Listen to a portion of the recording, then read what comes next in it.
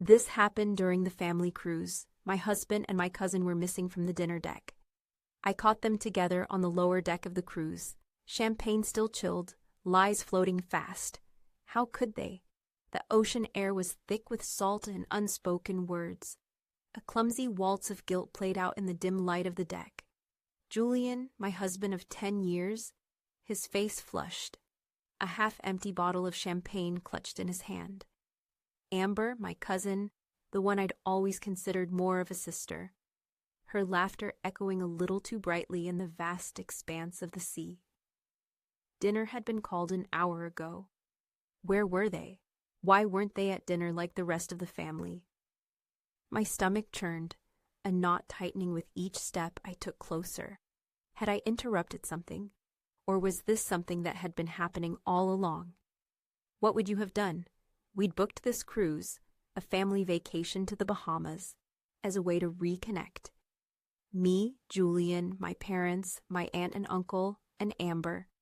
A chance to leave behind the pressures of everyday life. The endless grind of my job as an insurance agent. Julian's demanding work as an architect. Amber, bless her heart, had recently gone through a rough breakup, so we thought this would be a nice escape for her, a distraction, a way to remind her that she wasn't alone. The irony of that thought now tasted bitter on my tongue. The truth, though, was that I'd been feeling distant from Julian lately. Long hours, curt conversations, a shared bed that felt increasingly empty. Had he been feeling the same way?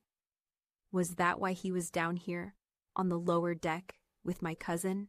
The band was playing something soft and romantic in the distance, a sickly sweet serenade to my unraveling world.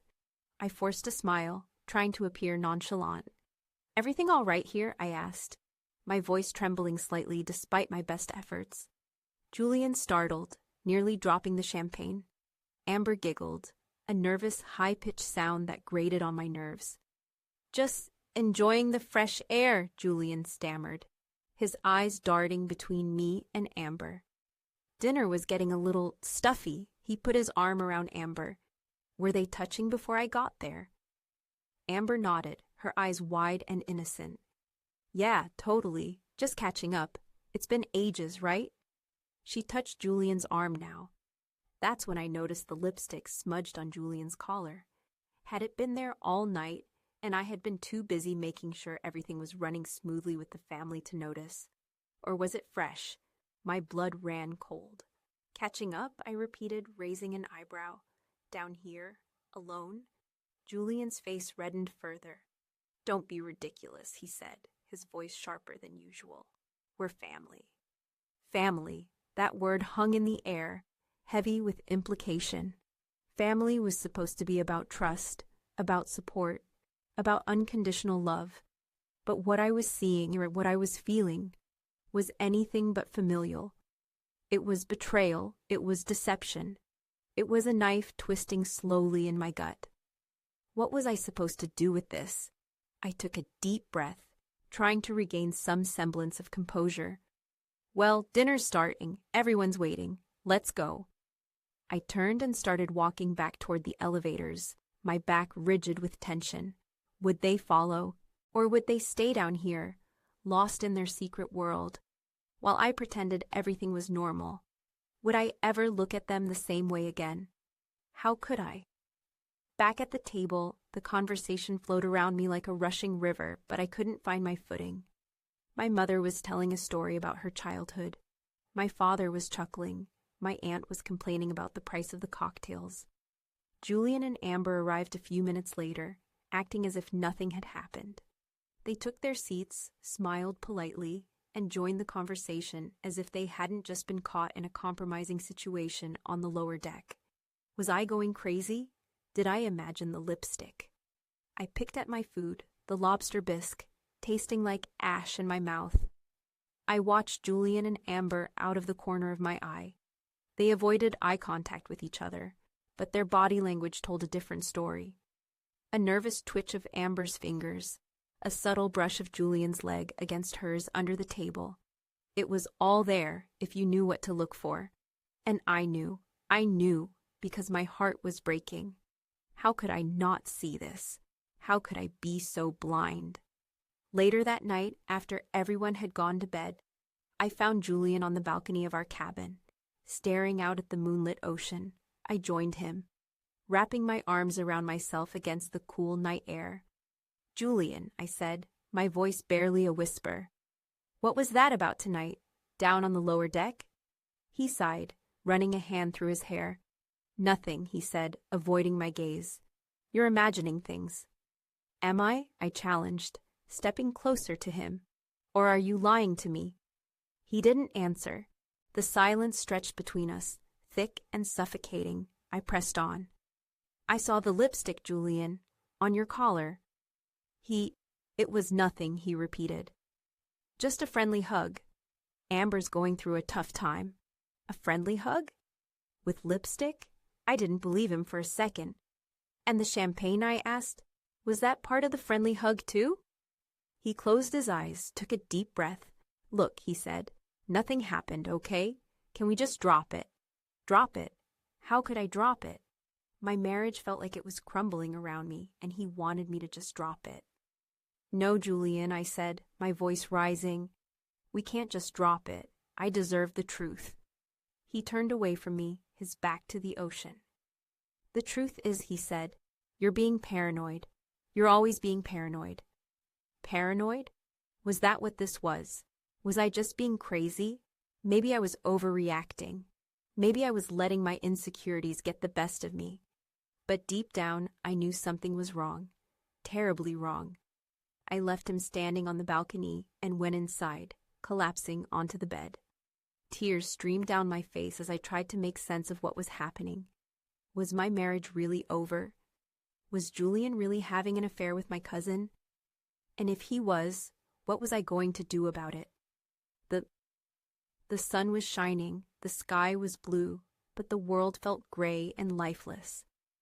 I went to breakfast, forcing myself to smile and make small talk with my family. Julian and Amber were both there, acting as if nothing had happened. How could they be so nonchalant? Were they really that good at hiding things, or was I just that blind? After breakfast, I decided to go for a walk around the ship. I needed some time alone to think, to process everything that was happening. I wandered aimlessly, past the pool deck, the casino, the shops, until I found myself on a quiet corner of the promenade. That's when I saw her. Amber, sitting alone at a table, talking on her phone. I hesitated for a moment, wondering if I should approach her, but something told me to stay hidden, to listen. "Yeah, everything's going according to plan," I heard her say. "She suspects something, but she doesn't know the full story yet. Just be ready to transfer the money when I give the signal." Money? What money? Who was she talking to? My heart pounded in my chest as I strained to hear more. "No, he doesn't suspect anything," she continued. "He's completely clueless, just like her." Clueless? Was she talking about Julian? Was she talking about me? "Don't worry," she said. "I'll make sure everything goes smoothly. By the end of this cruise, we'll be rich." Rich? What was going on? What was Amber planning? My mind raced, trying to piece together the puzzle. Was this about Julian? Or was it something else entirely? I slipped away unnoticed, my head spinning. I needed to find out what Amber was up to. I needed to know the truth. No matter how painful it might be. What would you do? That afternoon, I decided to do some digging.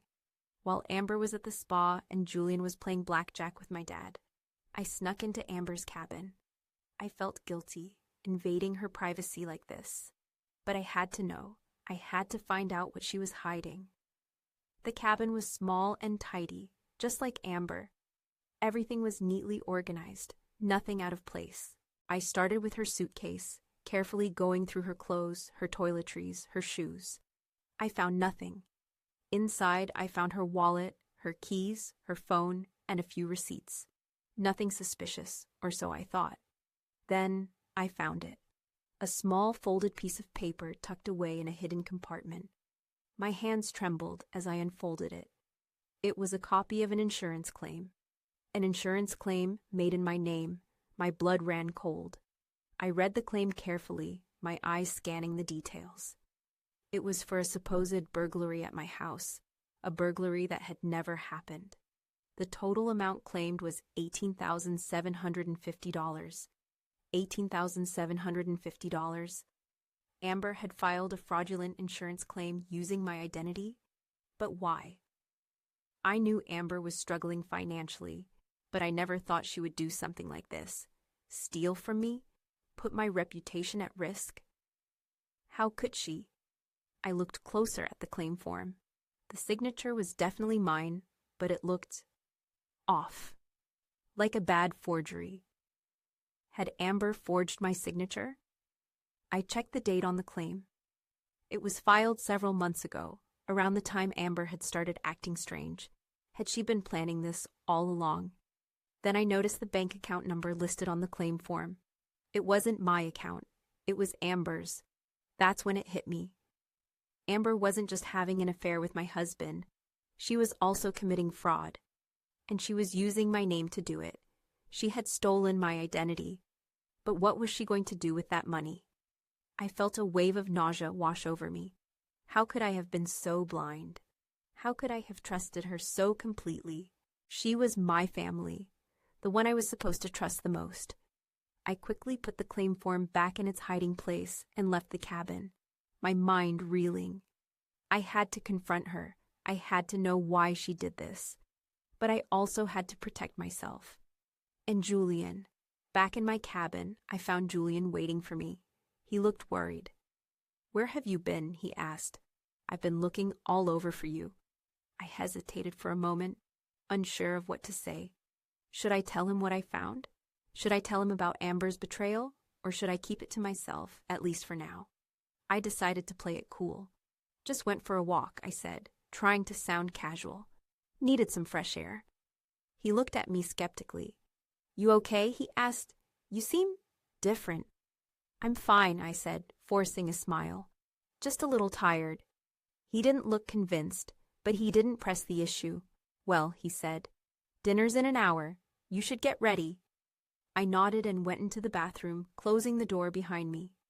I leaned against the sink, staring at my reflection in the mirror. I looked pale and drawn, my eyes filled with fear and uncertainty. What was I going to do? How was I going to confront Amber? How was I going to protect myself and my marriage? And what about Julian? Did he know about Amber's plan? Was he involved in the fraud?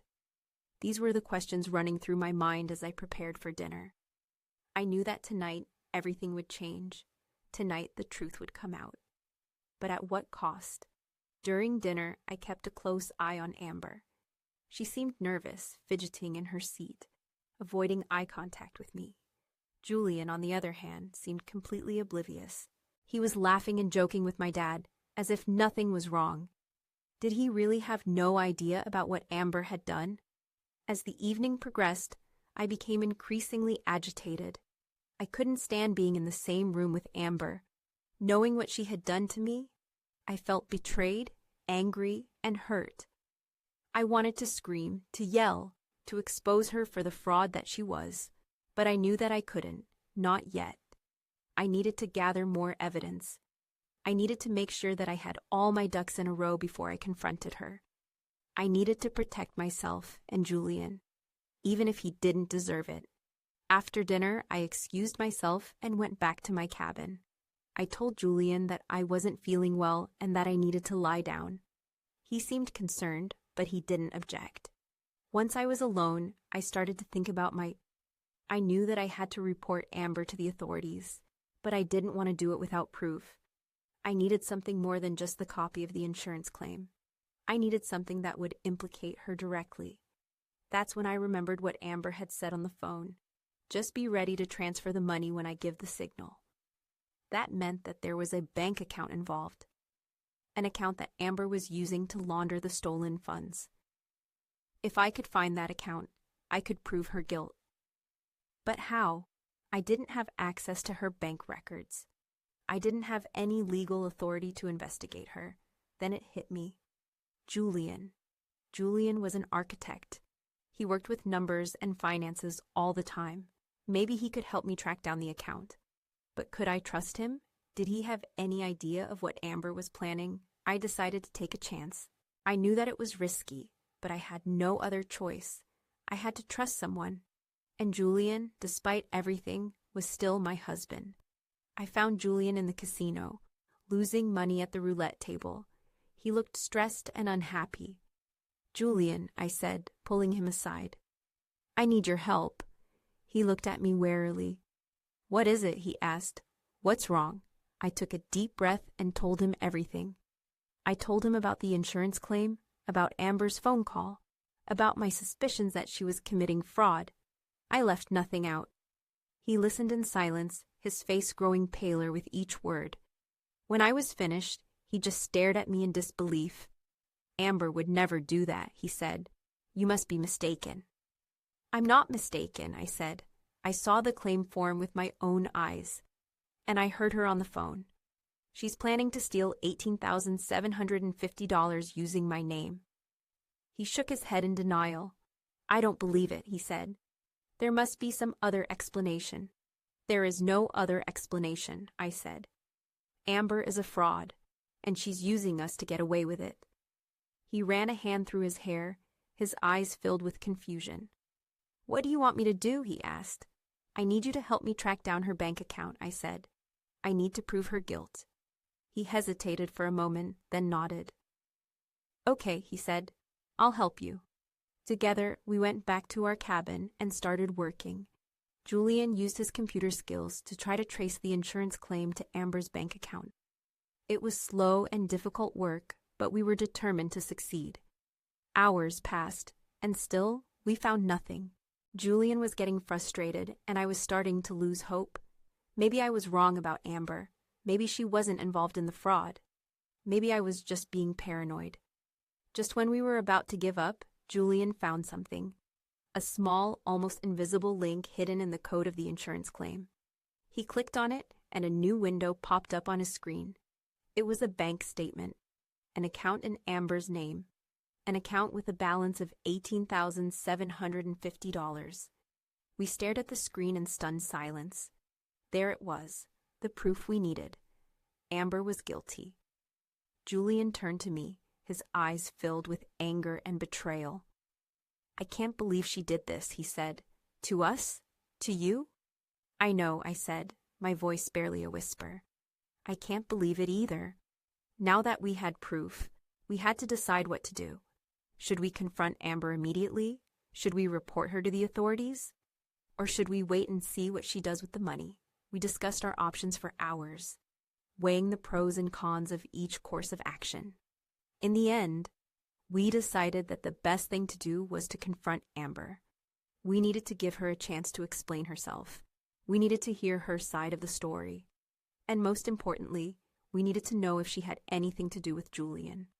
Was Julian also involved with the fraud? She looked relaxed and carefree, as if she didn't have a care in the world. We approached her cautiously, our hearts pounding in our chests. "Amber," I said, my voice trembling slightly, "we need to talk." She looked up at us, her eyes widening in surprise. "About what?" she asked. "About the insurance claim," I said. "About the $18,750. Her face paled. She knew that we knew. "I don't know what you're talking about," she said, trying to sound innocent. "Don't lie to us, Amber," Julian said, his voice hard. "We know everything." She hesitated for a moment, then sighed in defeat. "Okay," she said. "You caught me." She proceeded to tell us the whole story. She admitted to filing the fraudulent insurance claim, to forging my signature, to laundering the stolen funds. She claimed that she did it because she was desperate for money. She was deeply in debt, and she saw the insurance claim as a way out. But then she said something that shocked us both. She claimed that she wasn't alone.